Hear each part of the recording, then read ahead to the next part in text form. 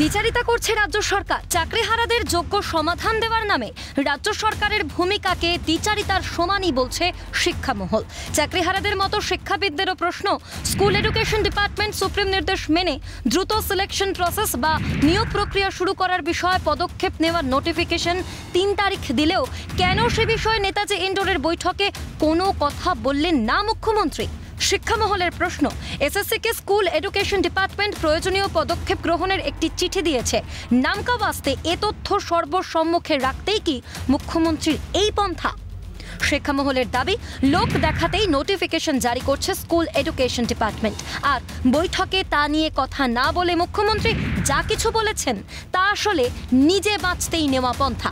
আসলে মমতা বন্দ্যোপাধ্যায় এখনো সবাইকে বোকা বানাচ্ছেন। সমস্ত শিক্ষক শিক্ষাকর্মীদের যোগ্যদের ডেকে, তার মধ্যে অযোগ্যরাও বেশি ছিল আর কি, তাদেরকে ডেকে এই নাটকটা করার দরকারটা কী ছিল? তাহলে কি এটা এই কারণেই করা যে ওদের উপর যে উষ্মা রাগ, বিশেষ করে ওই দলের যারা নেতা মন্ত্রী যারা এই দুর্নীতির সঙ্গে যুক্ত আছে এবং সেই দুর্নীতির টাকা একবারে মাথা পর্যন্ত পৌঁছেছে, তাহলে তাদেরকে বাঁচানোর জন্য এবং নিজে বাঁচার জন্য কি এই ধরনের প্রক্রিয়া ইনি অবলম্বন করলেন? না হলে এই ভণ্ডামি করার কি মানে আমরা বুঝি না আর কি।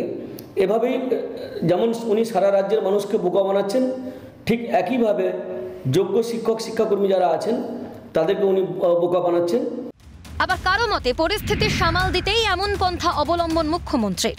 বিভিন্ন ধরনের প্রতিশ্রুতি, যারা চাকরিহারা তাদের চাকরি ফিরিয়ে দেওয়া থেকে শুরু করে তাদের চাকরিতে যোগদান, তাদের বেতনের কোনো অসুবিধা নেই ইত্যাদি, এই সব বিভিন্ন প্রতিশ্রুতি দিয়েছিলেন এবং সেগুলো সম্পূর্ণ মিথ্যে এবং পরিস্থিতিকে সামাল দেওয়ার জন্য একটা প্রতারণা ছিল। এই কথা আমরা প্রথম থেকেই বলেছি। কোনোভাবেই কিন্তু তিনি আসল কথাগুলোকে সেখানে উল্লেখ করেননি, সেগুলোকে সযত্নে এড়িয়ে গিয়ে তিনি বিভিন্ন ধরনের প্রতিশ্রুতি, যে প্রতিশ্রুতির কোনো কিন্তু ভিত্তি ছিল না, আসল যে তাদের কাজ মিরর ইমেজ, সেই মিরর ইমেজ নিয়ে তার কোনো বক্তব্য ছিল না। 9 বছর 8 বছর 10 বছর চাকরি করার পরে সেই একই পদে আবার পরীক্ষা দিয়ে নিযুক্ত হওয়াটা অত্যন্ত সত্যি অমানবিক এবং অনৈতিকও বটে। যারা যোগ্য তাদের স্বক্ষেত্রে সসম্মানে বহাল রাখার সম্পূর্ণ দায় দায়িত্ব কিন্তু স্কুল সার্ভিস কমিশনের, মধ্যশিক্ষা পর্ষদ, স্কুল এডুকেশন ডিপার্টমেন্ট এবং সর্বোপরি রাজ্য সরকারের প্রধান হিসাবে মুখ্যমন্ত্রী। কি চাইছে সরকার? চাকরিহারাদের মিলবে পরিত্রাণ নাকি প্রতিশ্রুতি পূরণের অপেক্ষাতেই? প্রশ্ন রাজ্যের শিক্ষামহলের। ক্যামেরায় গোপাল সেনের সঙ্গে রেশমি দাসের রিপোর্ট, ক্যালকাটা নিউজ।